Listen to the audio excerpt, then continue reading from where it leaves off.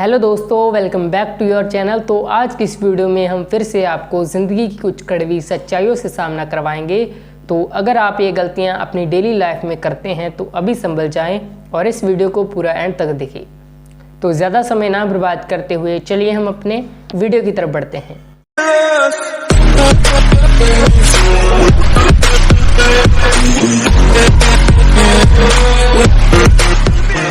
सबसे पहले आपको अपनी ज़िंदगी में ऐसे कर्म करने चाहिए कि लोग आपको दुआ दें, आपके लिए अच्छा बोले, आपके लिए अच्छा सोचें।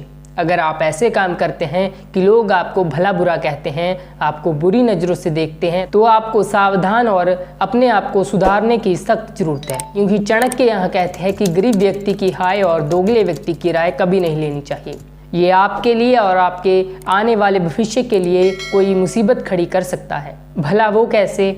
अगर आप ये जानना चाहते हैं कि किसी की दुआ या बद्दुआ किसी के लिए कैसे काम करती है या किसी की दुआ या बद्दुआ कैसे किसी को लगती है, तो इस वीडियो को पूरा एंड तक देखें। क्योंकि एंड में हम आपको बताएंगे कि किसी की दुआ या बद्दुआ कैसे किसी को लगती है और कौन सी कंडीशंस में किसी की दुआ या बद्दुआ किसी को नहीं लगती और कौन सी कंडीशंस में लगती है। तो बने रहे हमारे साथ वीडियो में और वीडियो को पूरा एंड तक देखें ये जानने के लिए कि किसी की दुआ या बद्दुआ कैसे लगती है।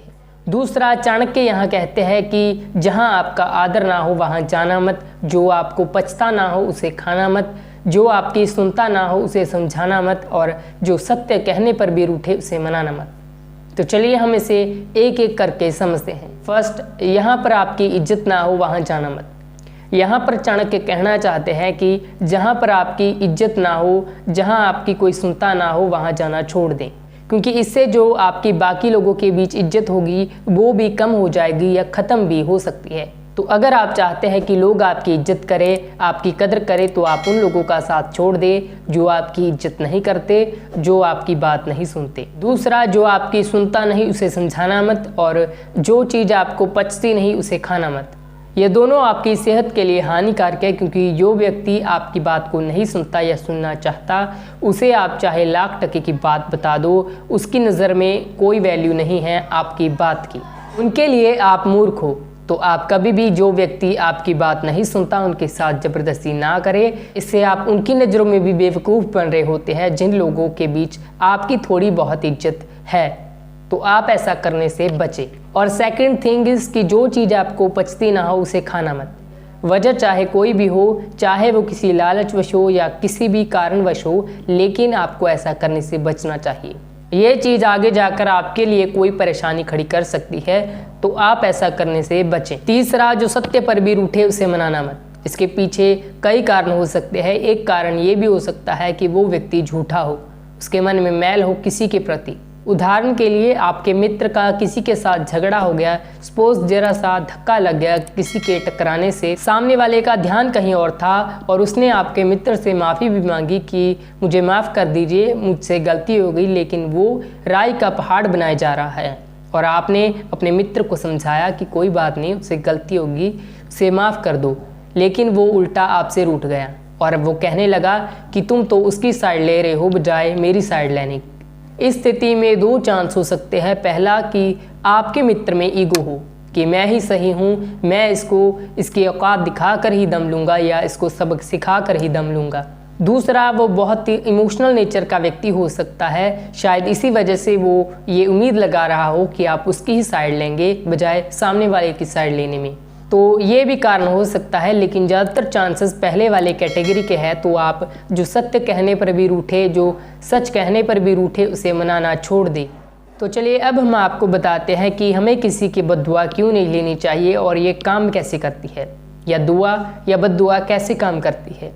देखिए, ये जो हमारी आत्मा है वो एक एनर्जी है जो कभी नष्ट नहीं होती, और ये जो हमारी जुबान है इससे निकलने वाली जो दुआ होती है, जो वर्ड्स होते हैं, वो भी एक एनर्जी है। जब हम किसी के लिए दुआ या बद्दुआ करते हैं तो वो जिसके लिए हम दुआ या बद्दुआ देते हैं उसकी लाइफ पर इम्पैक्ट यानी असर डालती है। क्योंकि दुआ या बद्दुआ एक एनर्जी है जो कि हमारे हमेशा वातावरण में मौजूद रहती है।